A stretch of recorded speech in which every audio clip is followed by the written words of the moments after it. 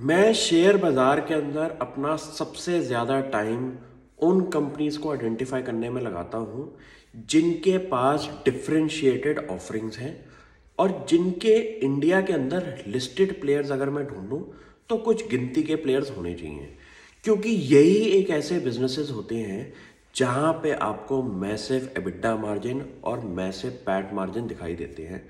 और अगर इनके बिजनेस अगर मार्केट के अंदर डिपेंडेबिलिटी के नाम पे जाने जाएं तो इनकी वैल्यू जो है वो हमारे और फ्यूचर के अंदर भी ज़्यादा बढ़ती हुई दिखाई दे रही। रीज़न बीइंग, आप एक एग्जांपल लीजिए ई मुद्रा कंपनी का।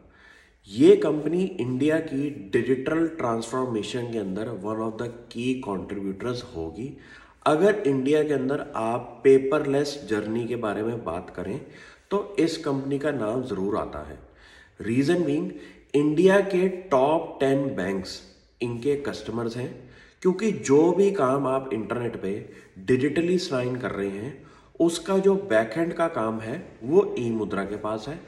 और अगर आप इंडिया के अंदर प्रॉपर्टी ट्रांजैक्शंस को भी डिजिटल ट्रांजैक्शन पे लेके जा रहे हैं जहाँ पे आपके सिग्नेचर्स की रिक्वायरमेंट होती है, वहाँ पे भी कंपनी की एक वैल्यू अनलॉकिंग वाले प्रोडक्ट्स हैं।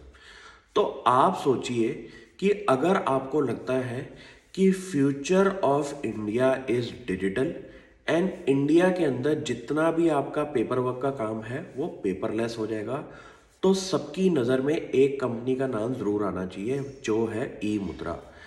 कंपनी का जो बिजनेस है वो हमारा प्राइवेट सेक्टर और B2C सेक्टर के अंदर भी परफॉर्म करता है। प्राइवेट सेक्टर के अंदर आप B2B जो बिजनेसेस हैं उसके अंदर आप बैंकिंग कंपनीज उठा लें, और जितने भी प्राइवेट कॉरपोरेशंस हैं जहाँ पे डॉक्यूमेंटेशन की रिक्वायरमेंट होती है वो कंपनी के डायरेक्ट कस्टमर्स बन जाते हैं। प्लस कंपनी का जो B2C बिजनेस है जहाँ पे हमारे कस्टमर्स जो कि रिटेल सेक्टर से बिलोंग करते हैं, उसके अंदर अगर किसी भी बंदे को अपने सिक्योर वे में अपने डॉक्यूमेंट्स को अपना रखना है अपना क्लाउड के अंदर, तो वो इस कंपनी के डायरेक्ट कस्टमर्स बन जाते हैं। तो ये कंपनी का जो बिजनेस है वो काफ़ी बढ़िया है, और इसी रीज़न की वजह से कंपनी के डायरेक्ट हमारे जो इफ़ेक्ट्स हैं वो हमारे एबिटा मार्जिन पे दिखाई देते हैं।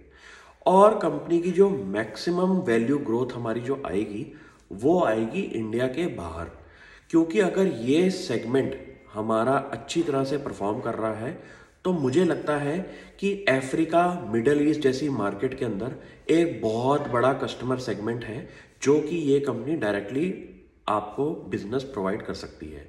तो इस कंपनी को मैं बहुत सीरियसली नोटिस कर रहा हूँ, क्योंकि ये एक ऐसा बिजनेस है जहाँ पे आपकी सिक्योर ऑफरिंग होना बहुत ज़रूरी है। और कंपनी की लेटेस्ट प्रेजेंटेशन के अंदर मैंने एक इनका प्रोडक्ट देखा जहाँ पे ये प्राइवेट क्लाउड ऑफरिंग भी देते हैं और ऑन प्रीमाइस ऑफरिंग भी देते हैं, क्योंकि बैंकिंग सेक्टर के लिए आपका डेटा सिक्योर करना बहुत ज़रूरी है। और जितने भी बैंकिंग सेक्टर की कंपनीज होती हैं उनकी एक रिक्वायरमेंट होती है रेगुलेटरी की वजह से कि उनका जितना भी डेटा है उनकी ऑन प्रीमाइस पे ही रहे। तो ये ऑफरिंग भी हमारी ई मुद्रा देती है।